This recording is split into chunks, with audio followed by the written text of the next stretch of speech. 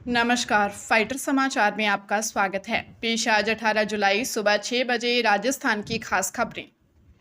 प्रधानमंत्री नरेंद्र मोदी ने हरियाणा के जींद रेलवे स्टेशन से भारत की पहली हाइड्रोजन ट्रेन को हरी झंडी दिखाकर रवाना किया, जो जींद और सोनीपत के बीच 89 किलोमीटर के रूट पर संचालित होगी। यह ट्रेन 75 किलोमीटर प्रति घंटे की गति से चलेगी और इसकी क्षमता 10 डिब्बों में लगभग 2600 यात्रियों की है, जो इसे विश्व की सबसे बड़ी हाइड्रोजन ट्रेन बनाती है। पारंपरिक डीजल ट्रेनों के विपरीत इसमें हाइड्रोजन और ऑक्सीजन की रासायनिक प्रक्रिया से बिजली उत्पन्न होती है, जिससे केवल पानी की भाप निकलती है और प्रदूषण बिल्कुल नहीं होता। जींद में देश का सबसे बड़ा रेलवे हाइड्रोजन रिफ्यूलिंग प्लांट भी स्थापित किया गया है। सुरक्षा के लिए इसमें उन्नत सेंसर सिस्टम लगाए गए हैं। रेलवे अब भविष्य में कालका शिमला जैसे हेरिटेज मार्गों पर भी इस स्वच्छ तकनीक का विस्तार करने पर विचार कर रहा है।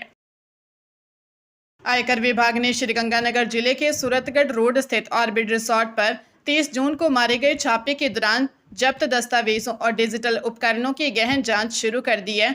3 दिन चले इस कार्रवाई में विभाग को काला धन एकत्र किए जाने के पुख्ता प्रमाण मिले हैं। विभाग की टीम ने रिसोर्ट से मिले कंप्यूटर और मोबाइल से डिलीट किए गए डेटा को रिकवर करने के लिए विशेष विशेषज्ञों की मदद ली है।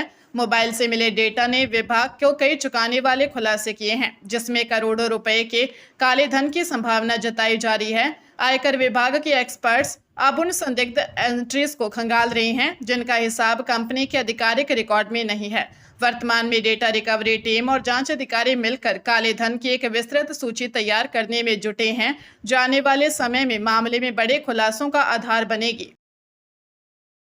प्रवर्तन निदेशालय ने मनी लॉन्ड्रिंग और आर्थिक अनियमितताओं के संदेह में भाजपा नेता अशोक चांडक की श्रीगंगानगर और जयपुर स्थित विभिन्न ठिकानों पर छापेमारी की है। दिल्ली से पहुंची ईडी की टीमों ने सुबह 6 बजे चांडक के निवास, ऑफिस, चंद्रकला चैरिटेबल ट्रस्ट, शेवा वाइन्स और उनके रिश्तेदारों के घरों पर एक साथ सर्च ऑपरेशन शुरू किया। इस कार्रवाई के लिए दिल्ली से 3 दर्जन से अधिक गाड़ियां गंगानगर आई थी, जिन्होंने पहले स्थानीय होटलों में विश्राम किया और फिर पूरी योजना के साथ निर्धारित पॉइंटों पर दबिश दी। कार्रवाई को लीड करने के लिए कमिश्नर और जॉइंट कमिश्नर स्तर के अधिकारी तैनात किए गए हैं। छापेमारी के दौरान दस्तावेजों की बारीकी से जांच की जा रही है। हालांकि ईडी ने अभी तक आधिकारिक रूप से इस मामले का खुलासा नहीं किया है। इस अचानक हुई कार्रवाई के कारण शहर में चर्चाओं का दौर तेज हो गया है और टीमें अभी भी विभिन्न स्थानों पर जांच में जुटी हुई हैं। कोटपुतली बहरोड जिला एवं सेशन न्यायालय ने 6 साल की बालिका से दुष्कर्म के एक गंभीर मामले में ऐतिहासिक फैसला सुनाते हुए दोषी सुमित कुमार को प्राकृतिक मृत्यु तक यानी आखिरी सांस तक आजीवन कारावास की सजा सुनाई है। यह जघन्य अपराध करीब 2 महीने पहले 15 मई को बहरोड थाना क्षेत्र में हुआ था, जिसके बाद पुलिस ने त्वरित कार्रवाई करते हुए महज 3 दिन के भीतर न्यायालय में आरोप पत्र पेश कर दिया था। त्वरित जांच और शीघ्र न्यायिक प्रक्रिया के चलते अदालत ने उपलब्ध साक्ष्यों और तथ्यों का गंभीरता से परीक्षण किया।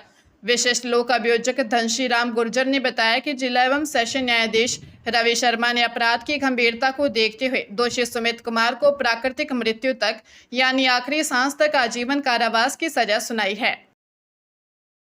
झालावाड़ जिला जनाना अस्पताल में प्रसूता की मौत के बाद भारी तनाव फैल गया। मध्य प्रदेश के बोलियां गांव निवासी राधाबाई को भवानी मंडी के शीला अस्पताल में भर्ती करवाया गया था, जहां नवजात की मृत्यु के बाद प्रसूता की हालत बिगड़ गई।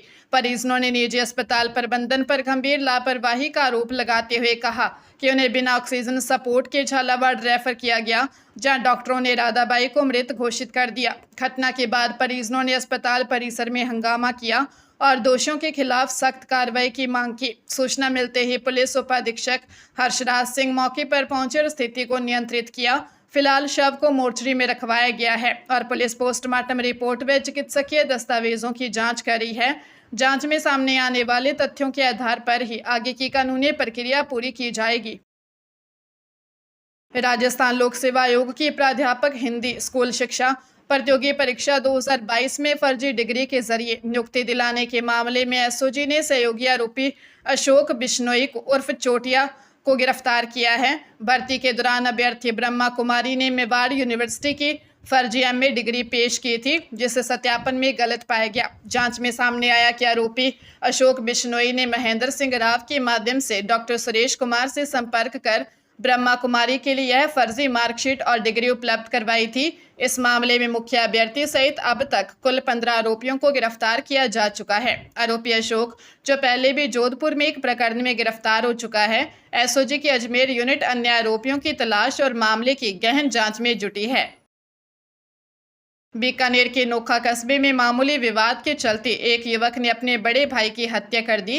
पंचारिया चौक निवासी 29 वर्षीय जगदीश ने अपने 32 वर्षीय बड़े भाई हुकुम चंद पर हमला कर दिया, जिससे उसकी मौके पर ही मौत हो गई।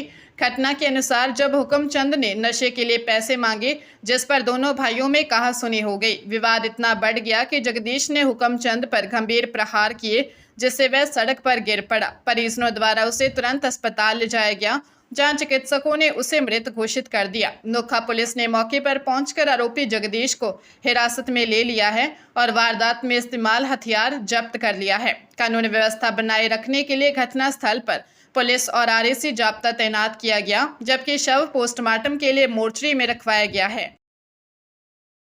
दौसा जिले के रामगढ़ पचवारा में प्रेम विवाह के बाद खाप पंचायत का एक हैरान करने वाला तुगलकी फरमान सामने आया है।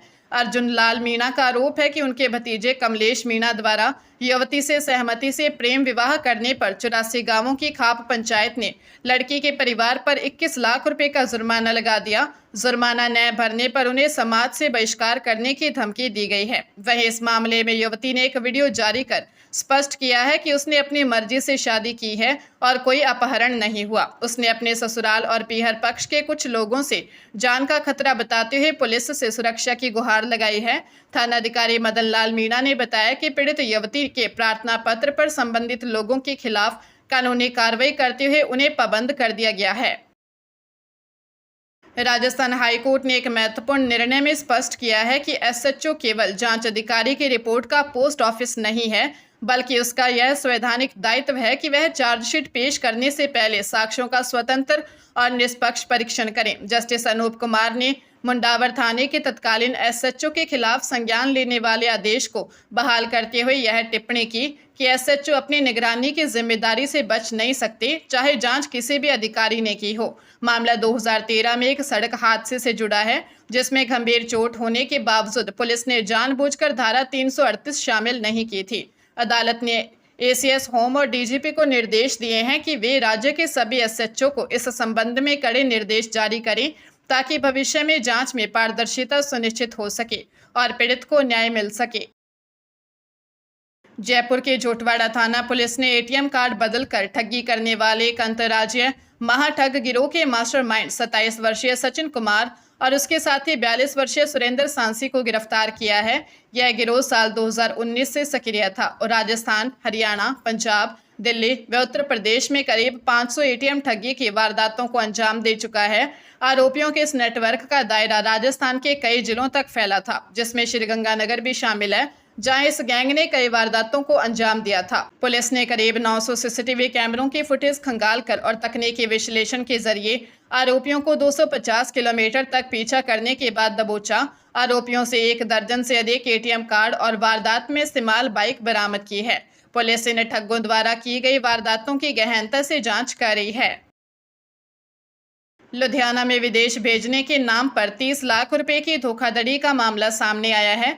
पखोवाल निवासी कुलदीप सिंह ने शिकायत दर्ज करवाई कि उन्होंने अपने बेटे परमिंदर सिंह की शादी जशनवीर कौर से करवाई थी, जिसके तहत उन्होंने लड़की के कनाडा जाने और परमिंदर को पीआर दिलाने का पूरा खर्च उठाया। समझौते के मुताबिक 20 लाख रुपए लड़की के पिता के खाते में ट्रांसफर किए गए। कनाडा पहुंचते ही जशनवीर का रवैया बदल गया और उसने पति को लेने आने के बजाय तलाक का केस दायर कर दिया। पुलिस जांच में इकरारनामा और बैंक ट्रांजैक्शन सही पाए गए हैं। पंचायत में 17 लाख रुपए लौटाने पर सहमति बनी थी, लेकिन आरोपी मुकर गए। अब सुधार पुलिस ने जशनवीर, उसके पिता जरनैल सिंह और माता मंजीत कौर के खिलाफ धोखाधड़ी का केस दर्ज कर लिया है और मामले की गहन जाँच जारी है।